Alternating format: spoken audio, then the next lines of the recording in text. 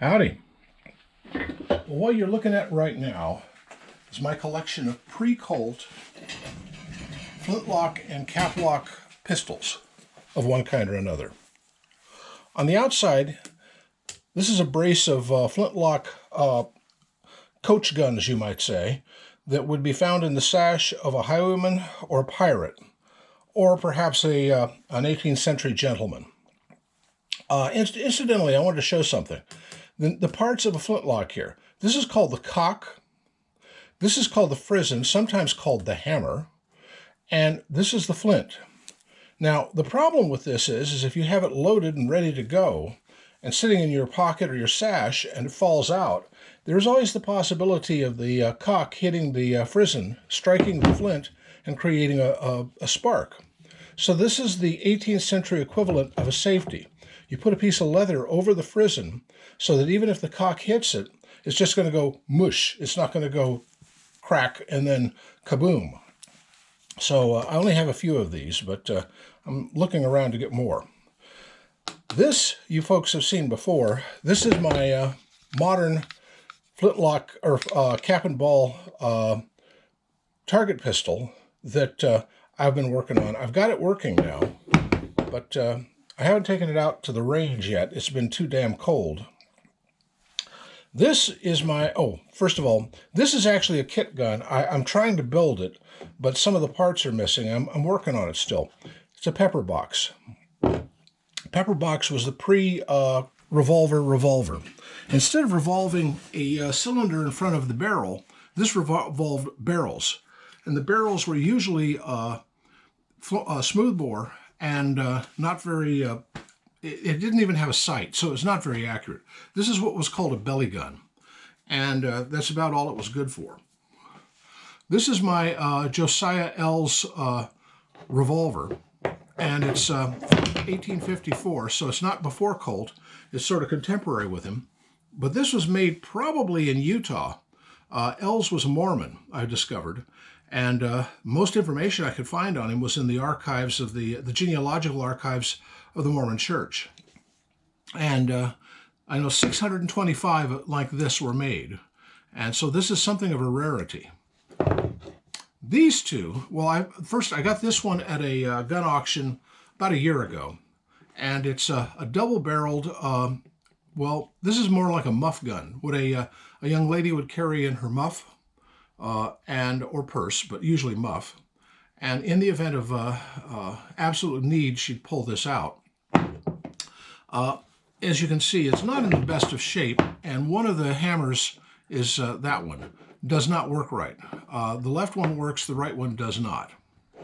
This is a single barrel, and I just picked this up yesterday, and I think it's kind of cool. And I just cleared out what's left of this nipple. There's not much of a nipple left, but it will take a musket cap in the shape it's in, so it might work. I got a musket cap, and well, I had to take a tiny drill and drill the hole out. It was completely corked with crud for over the last 100 and some odd years. I'd say about 150, and maybe 200. And it's been it was totally corked up. I had to get an itty bitty tiny drill and go through that, and then I put a cap on it, a musket cap, and it worked. So this actually is a functional pistol. And what's unique about this one, it's got a bayonet. Isn't that the coolest thing? Saw that in a gun store, and I thought, well, for 200 bucks, sure, I'll pick it up. They said, well, it doesn't work. Well, it works. I cleaned out the bore. I took a brush on a drill and went and threw it, and I got a whole lot of rust and crud out. And then I cleaned out this nipple. It's not much of a nipple left. So, sort of like the problem with the L's here. I mean, take a look at the nipples on this L's. They're all completely smashed in by this huge hammer, and they're just wallowed out, something terrible. And these are all they're not screwed in, they're staked in. So this is what you get. The only thing I can think of, because this is not much room to work in, is if I got a really tiny tool and ground out this. I might be able to get 2 or 3 of them to work, but I don't know if I want to do this. This is such a a unique artifact of that period, in that, as I said, only 625 of them were made. And who knows, maybe, I don't know, 100 have really survived over the years. And I don't know, it's only 31 caliber. It's equivalent of an 1849 Colt. But this was made in 1854, I've discovered. That, at least the patent says 1854. The only markings on it is Ells patent and 1854. And it's on the hammer. And there's no other markings anywhere on it. So, but it's a beauty, and at least I think it is. And I cannot get this screw out, which would be what you need to do to spin this. At least I assume that this barrel is screwed onto to a central pivot point, or the barrel, or I don't know how it's fixed, but something like that. I assume there's like a pin right here. But I have no way of really taking it off at the moment.